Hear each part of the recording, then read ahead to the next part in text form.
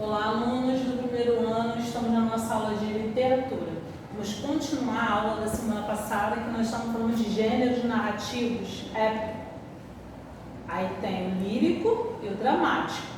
Hoje eu vou continuar no narrativo, que dentro do narrativo é o mesmo que o épico. É o mesmo não, né? O épico foi dividido porque tudo agora mudou, aí é épico, narrativo. Mas eu vou falar especificamente só do épico e gênero lírico, tá? Que é o narrativo, épico, narrativo. Semana passada eu falei narrativo em si, das suas divisões, crônica, fábula, conto. Hoje eu vou falar especificamente gênero épico, das epopeias. Eu vou explicar para vocês essa parte que eu prometi na aula passada. E falarei do gênero lírico. Na próxima aula eu vou fechar falando do dramático, tá? Para nossa matéria ir prosseguindo. Gênero épico. Eu botei épico e lírico. Vamos primeiro começar no épico. São narrativas que apresentam um caráter universal, nacional e regional. E o narrador tenta se excluir de emoções. Então já sei que aqui não vai ter emoções, tá? O que vem mesmo dentro dessa narrativa épica? Eu vou falar de deuses, semideuses, figuras fantásticas que aparecem nos versos dos poemas épicos, nos versos do poema épico, podem colaborar ou inviabilizar o desenrolar dos acontecimentos. Então essa narrativa épica, esse gênero épico, ele vai falar especificamente o quê? De deuses, semideuses e figuras fantásticas. Ou seja, vai ser uma forma de poema, um poema épico, onde eu vou narrar fatos e feitos históricos, acontecimentos que podem ser reais ou imaginários. Eu posso dar vida a esses deuses, semideuses, a figuras fantásticas. Então são poemas épicos, são narrativas épicas, aonde eu vou dar vida a esses seres, esses deuses. Esses seres são fundamentados em mitos. Então eu vou utilizar o que? Da mitologia grega. Por isso é um gênero épico. Então são narrativas épicas, onde eu uso da mitologia grega, fatos e feitos heróicos, imaginários, fictícios ou não, onde eu utilizo de deuses, semideuses e figuras fantásticas. Então, exemplos são poemas épicos, como o poeta Homero, que ele escreveu as epopeias de Ilíada e Odisseia. O que é Ilíada? Essa epopeia, esse fato, esse feito histórico que aconteceu. O que estava sendo narrado nessa epopeia, nesse poema épico, imenso, porque eles são longos, são poemas longos. Narrava o quê? A guerra de Troia, o conflito bélico que durou 10 anos. Entre gregos e troianos. Então, quando eu falar da epopeia de Ilíada, eu estou falando do poeta Homero, que escreveu. Estou falando também de quê? Da guerra de Troia. Estou falando de um conflito bélico entre gregos e troianos. Então, o Homero, ele fez essa epopeia de Ilíada em versos. Então, é uma narrativa épica que narrou fatos e feitos, acontecimentos de heróis. Foi uma guerra entre gregos e troianos. Então, eu posso classificar como um gênero narrativo? Sim, gênero narrativo épico. Por quê? Porque é uma epopeia. Na narrativa épica, gravem aí, hein? Na narrativa épica das epopeias, o narrador valoriza o tom grandioso. Então ele vai engrandecer um herói.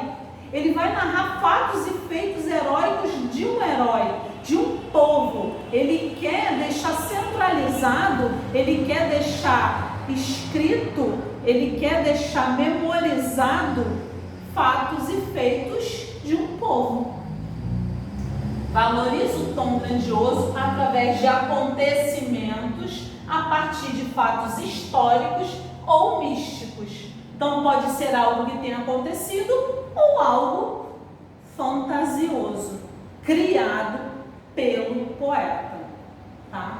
Mas na maioria das vezes é o tom grandioso que narra fatos históricos e feitos históricos de um povo, onde cria-se um herói para aquele povo, narra fatos que aconteceram dentro daquele povo. Então são epopeias épicas.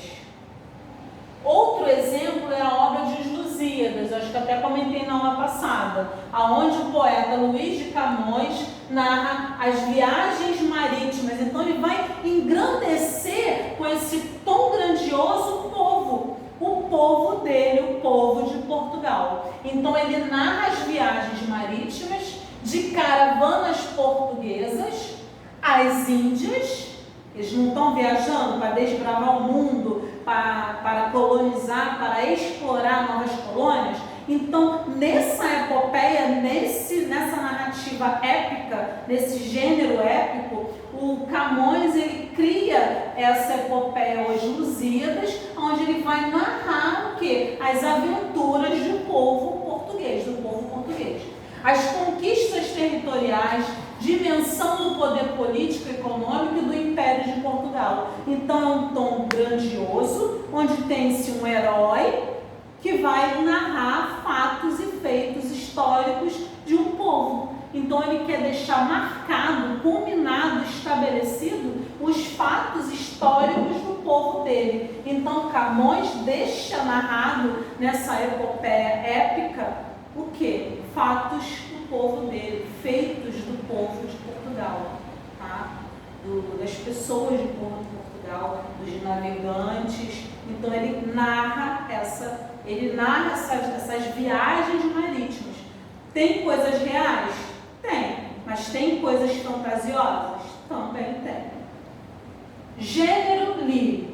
Partindo para o lírico. Então, eu já falei do épico narrativo, que são epopeias, que são longas, extensas, que narram fatos e feitos, acontecimentos de um povo, onde um herói é um desbravador, que acontece vários fatos e acontecimentos, onde são narrados por um poeta. Então, a epopeia épica de um povo. Agora estou no gênero lírico.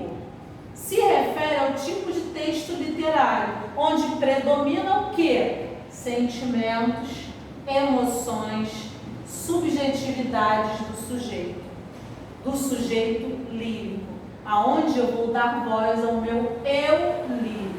Então o gênero lírico vem de sentimentos, emoções, onde eu dou voz ao eu lírico.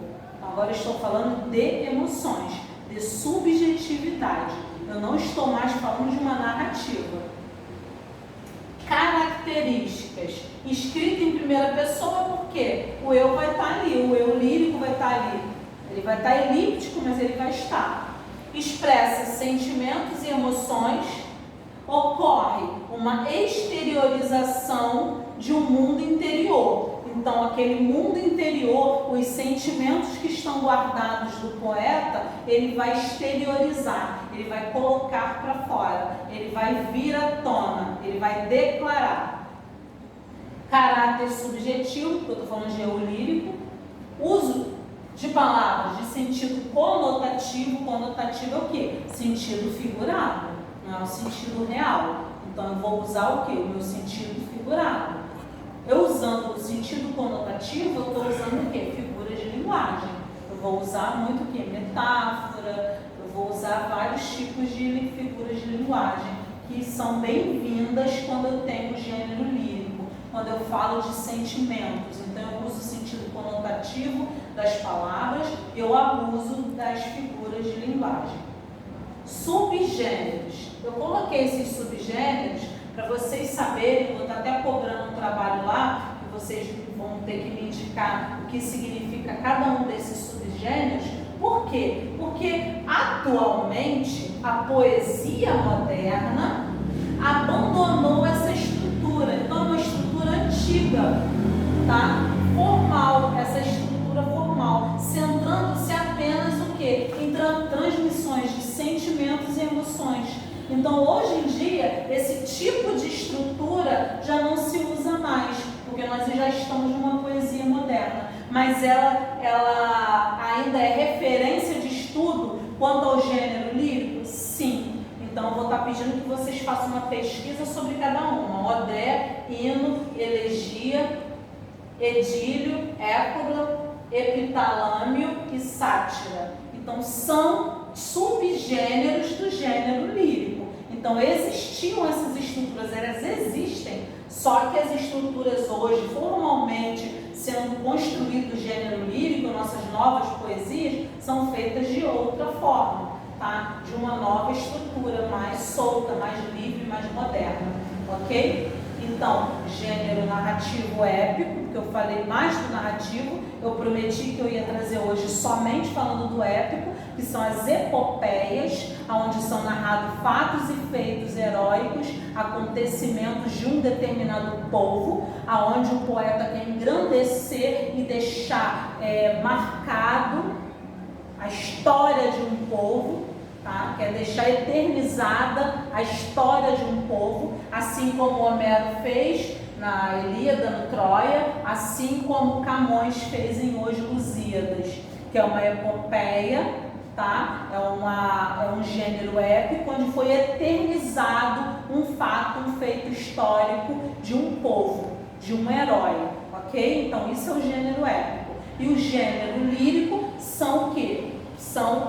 É um texto literário onde predomina sentimentos e emoções, onde o eu lírico vem à tona, tá? Onde trabalhávamos antes com esses subgêneros e hoje não mais. Mas eles deixam de existir? Não, eles existem e às vezes são muito cobrados em vestibular, tá? Eu vou estar pedindo um trabalho sobre isso para casa, ok? Espero que vocês estejam com foco nos estudos, estejam anotando tudo e me procurem lá na plataforma. Eu estou sentindo falta de vocês. Vocês devem me procurar lá, me perguntem, ou então vocês sinalizem que estão visualizando as aulas, dá um link lá, dá uma curtida para eu saber se estão visualizando, se não estão, tá bom? Deixem perguntas, ou então coloquem lá que estão entendendo, que entenderam a matéria, ok? Vou deixar exercícios na plataforma e depois eu faço o gabarito e coloco lá da aula passada. Fiquem com Deus e muito obrigada.